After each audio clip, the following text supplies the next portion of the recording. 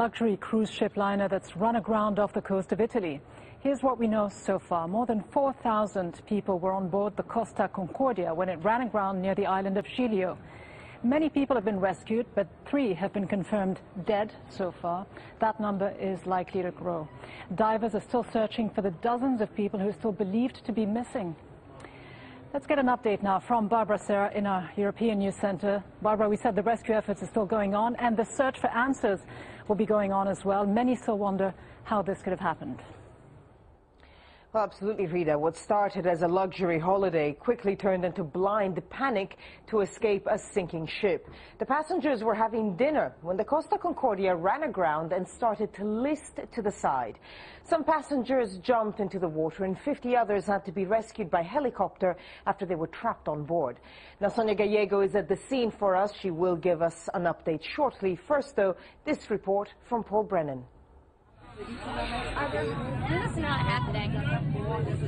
not happening. But it was happening.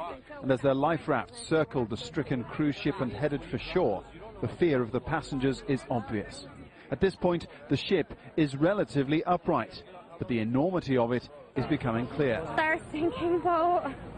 I didn't even realize that this is actually happening right now. This will hit me later. All of our stuff is on it, but we are off of it, and if there's still people on there. By morning, the Costa Concordia had listed even more dramatically onto its side. More than 4,000 people had been aboard when there was a loud bang, the vessel shook, and the lights went out. Then we had a blackout, and everybody was just screaming out. All the passengers were running up and down. And then we went to our cabins to get to know what's going on, and then they said that we should stay calm. It's nothing. It's just some electrical problem or just some blackout thing. But the ship was already tilted, so you can imagine the ship already like this. We were all in the restaurant. Then we heard a noise. The boat started shaking. There was panic, like in a film. Dishes crashing to the floor, people running, people falling down the stairs. Then they took us outside, and after almost an hour, they let us get on the emergency boats. It was almost an hour and a half after the impact. Helicopters were needed to rescue around 50 people after the ship listed so badly they couldn't launch lifeboats. And as bewildered survivors were ferried to safety, authorities confirmed that at least 3 people were known to have died, although rescuers said the search of the submerged cabin areas is continuing, and there may be more bodies yet to be found. Photographs of the ship's hull show a huge gash and substantial damage over a 50-meter section below the waterline, but the cause isn't clear. The ship developed a problem in the hull on the left side, probably a leak, and it started letting in water and listing. The captain tried to get as close to the coastline as possible, and from there the evacuation operations began. We dispatched more than 5 ships to the area, as well as numerous smaller vessels, and there are 4 helicopters too. The ship, after some time and after the evacuation of some 4,000 people, began listing even more.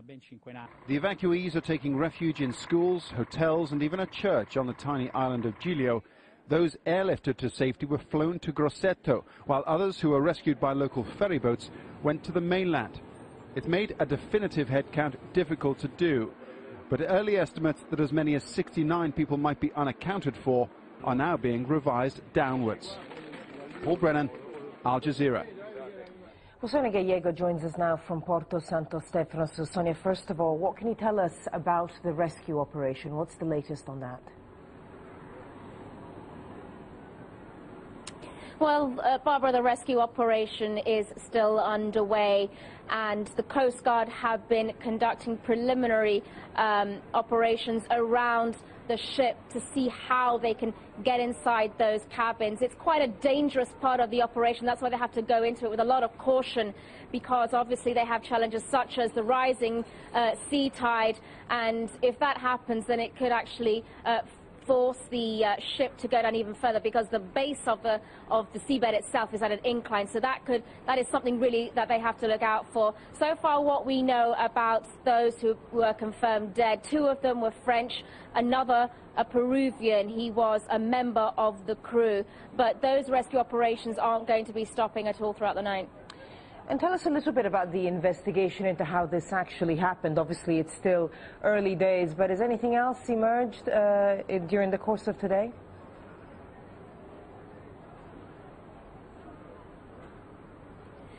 Well, there have been a few suggestions as to what could possibly have been the cause, but it's still very early days. We were with the Coast Guard themselves today while they were taking the black box, the information box, from the ship to try and ascertain exactly what was the cause. Now, it could be a combination of either mechanical error or indeed human error itself.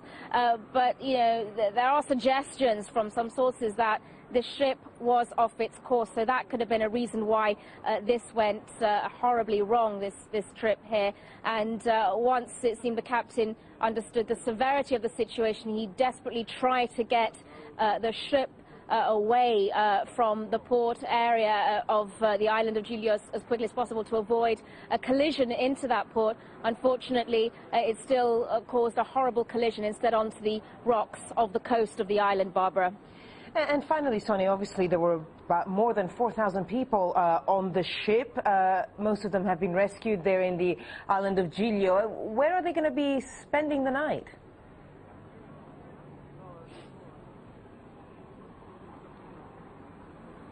Well, some of them have already been taken to areas. Obviously, the ones who are injured have been taken to nearby hospitals.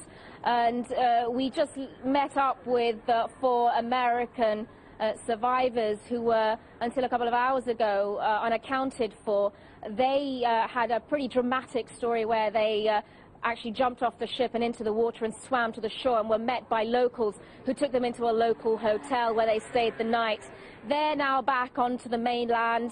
They're being looked after by a member of the Costa, a representative from the Costa cruise ship. They are unsure. They believe they are going to be going to Rome or heading out somewhere near Rome, where they're going to be sort of figuring out what the next steps are and trying to get back home as quickly as possible. But it's still sort of trying to find out exactly what the next steps are and where people need to go to. Of course, this was quite a full cruise ship where there were various nationalities on board, and now the challenge is to try and get them back home to where they belong. Sonia Gallego at Porto Santo Stefano. Thank you, Sonia. And I'm going to be back a little later this news hour with more from Europe, including